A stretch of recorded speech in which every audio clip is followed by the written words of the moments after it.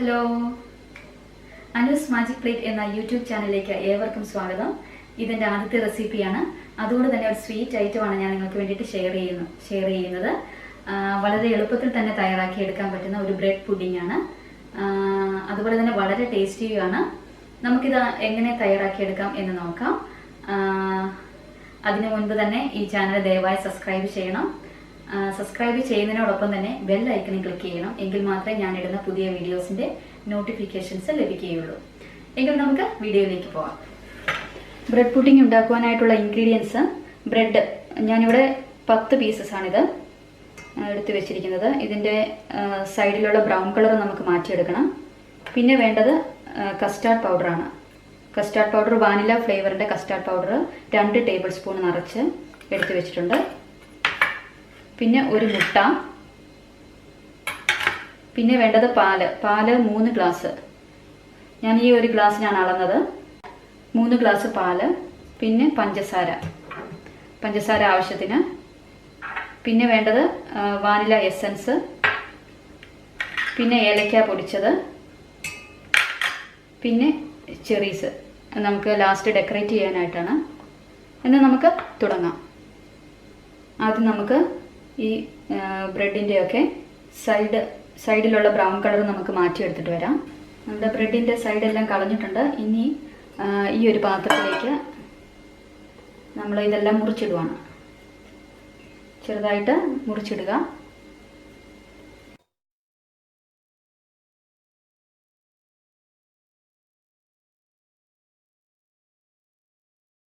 കുറേശ്ശെ പാല് കുതിരാൻ വേണ്ടിയിട്ട് ഒഴിക്കുക. 3 ഗ്ലാസ്സിലാണ് ഞാൻ എടുത്ത് വെച്ചിരിക്കുന്നത്. അതിൽ കുറച്ച് പാലങ്ങ് ഒഴിച്ചു കൊടുക്കുക. പിന്നെ പഞ്ചസാര നമുക്ക് അളവെന്ന് പറയാൻ ഞാൻ സ്പൂണൊന്നും എടുക്കുന്നില്ല, ഞാൻ തവിയാണ് എടുക്കുന്നത്.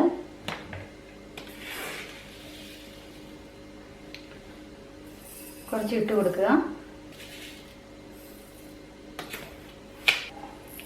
ഇനി നന്നായിട്ട് മിക്സ് ചെയ്യുക.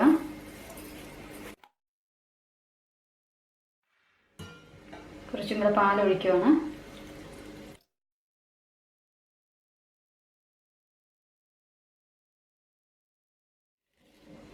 കുറച്ചും കൂടെ ഷുഗർ ആഡ് ചെയ്യുന്നു.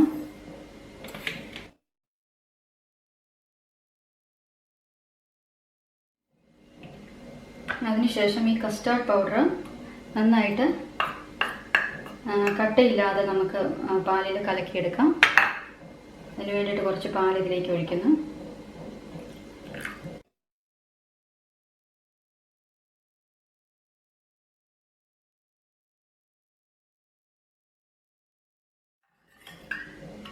കട്ടയില്ലാതെ കിട്ടിയിട്ടുണ്ട്. ഇത് മാറ്റി വയ്ക്കുക. ഇനി മുട്ട നന്നായിട്ട് അടിച്ചെടുക്കണം.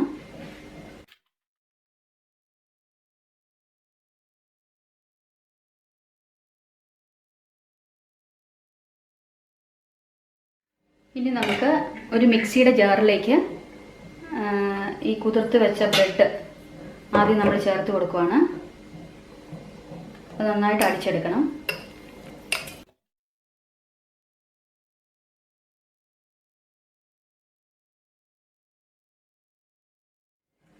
ഇതിൽ കുറച്ചും കൂടെ പാല് ഒഴിച്ച് നമുക്ക് അടിച്ചെടുത്തുകൊണ്ട് വരാം. ബ്രെഡ് തന്നെയായിട്ട് നമുക്ക് എടുത്തിട്ടുണ്ട്. ഇനി ഇതിലേക്ക് കസ്റ്റാർഡ് പൗഡർ കലക്കിയത് ഒഴിക്കുക.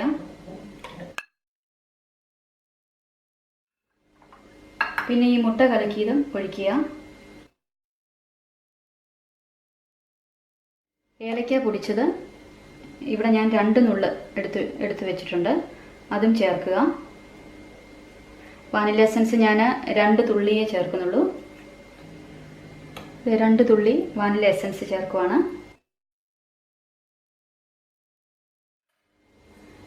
ഇത്രയും നമുക്കൊന്നും കൂടെ അടിച്ചെടുക്കണം. ഇത് നന്നായിട്ട് അടിച്ചെടുത്തിട്ടുണ്ട്. ഇതിലേക്ക് ബാക്കി വന്ന പാലും കൂടെ ചേർത്ത് മിക്സ് ചെയ്യുക. ഈ ഒരു സ്റ്റീൽ പാത്രത്തിൽ നമുക്ക് പുഴുങ്ങിയെടുക്കണം. അതിന് വേണ്ടിയിട്ട് ഞാൻ എടുത്തിരിക്കുന്ന പാത്രം ഇച്ചിരി കുഴിവുള്ള ടൈപ്പ്. ഈ ഒരു പാത്രത്തിലേക്ക് നമ്മുടെ ആ ഒരു കൂട്ട് ഒഴിക്കുകയാണ്.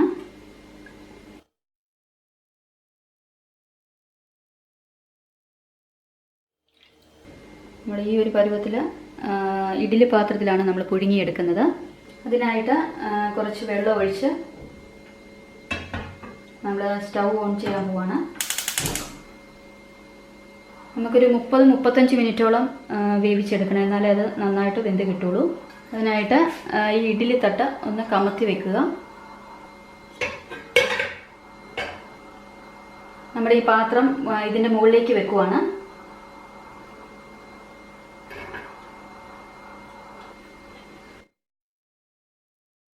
നന്നായിട്ട് ആവി വന്നിട്ടുണ്ട്. ഞാൻ തീ കുറച്ചിട്ടുണ്ട്. അത് തീരെ കുറച്ച് വെക്കരുത്, ഒരു മീഡിയം ഫ്ലെയിമിൽ എപ്പോഴും നിൽക്കാവുള്ളൂ, അല്ലെങ്കിൽ ആവി വെള്ളം പുഡിങ്ങിലേക്ക് വീഴും. നമ്മുടെ പുഡിങ് ശരിയായോ നോക്കാം.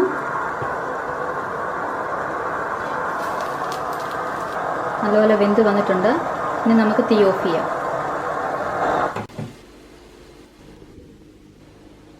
ഇനി അടുത്ത സ്റ്റെപ്പ് എന്ന് പറയുന്നത് നമ്മുടെ പുഡിങ്ങിൽ ചെറീസ് വെച്ച് ഡെക്കറേറ്റ് ചെയ്യാം.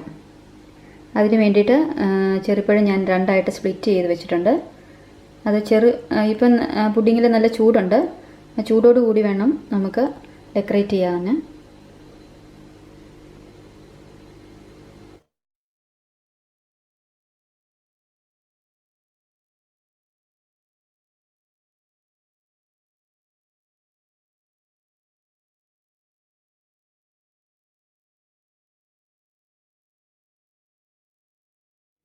ഇനി നമുക്ക് ഇതിൻ്റെ ചൂടൊന്ന് ആറിക്കോട്ടെ. ആറിക്കഴിഞ്ഞിട്ട് ഫ്രിഡ്ജിൽ വെക്കണം. 2 മണിക്കൂർ ഫ്രിഡ്ജിൽ വെച്ച് കഴിഞ്ഞിട്ട് നമുക്ക് കട്ട് ചെയ്ത് സെർവ് ചെയ്യാവുന്നതാണ്. പുഡിങ്ങിൻ്റെ ചൂടൊക്കെ മാറിയിട്ടുണ്ട്. ഇനി നമുക്ക് ഫ്രിഡ്ജിലോട്ട് മാറ്റാം. അതിന് ഈ പാത്രം കൊണ്ട് നന്നായിട്ട് കവർ ചെയ്ത് വേണം ഫ്രിഡ്ജിൽ വെക്കാനായിട്ട്. ഇവിടെ അടിപൊളിയായിട്ടുള്ള പുഡിങ് റെഡി ആയിട്ടുണ്ട്. നമുക്കിത് കട്ട് ചെയ്ത് ഒരു ബൗളിലേക്ക് മാറ്റാം.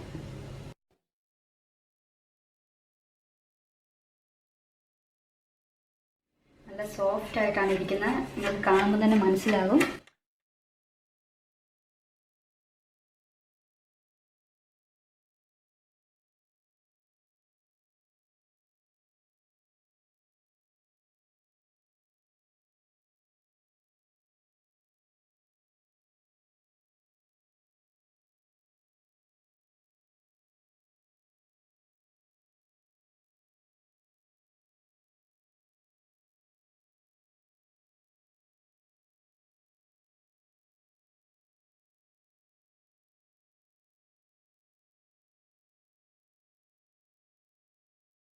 Thank you so much for watching.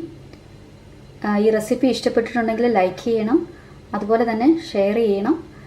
ഫ്രണ്ട്സിനും റിലേറ്റീവ്സിനും ഒക്കെ ഷെയർ ചെയ്യണം. എല്ലാവർക്കും ഇഷ്ടപ്പെടും. ഇനി വേറൊരു പുതിയ വീഡിയോയുമായി ഞാൻ നിങ്ങളുടെ മുന്നിൽ വരുന്നതായിരിക്കും. അതുവരേക്കും ബൈ.